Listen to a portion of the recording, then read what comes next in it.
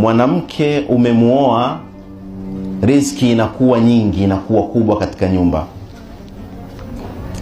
Lakini unaweza ukaoa ukakuta riziki inakuwa finyu. Kwa hivyo kama ulifanya utaratibu huu wa kuomba dua, kumuomba Mungu, kuswali raka 2, Mwenyezi Mungu Subhanahu wa Ta'ala na kukadiria umuoe mwanamke ambaye itakuwa ni sababu ya kuongeza kipato chako.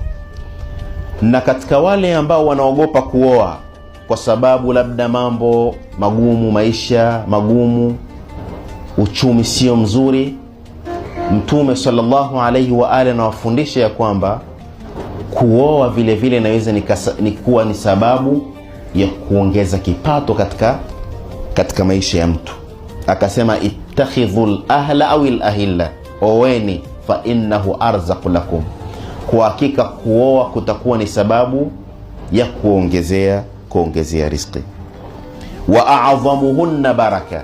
Baraka ni kitu gani? Baraka ni hali inayosababisha neema kubakia.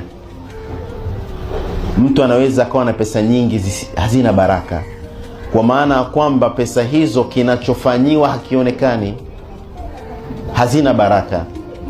Kwa hivyo pesa ziwepo, hali nzuri iwepo, lakini baraka, hali ile iendelee kudumu, neema zile zionekane kwa watu. Binti huyu nitakayemuoa waladan tayyiba, mtoto mwema, taj'aluhu khalafan saliha, utakayemfanya ndiye mtu ninayemuacha aliyekuwa mwema.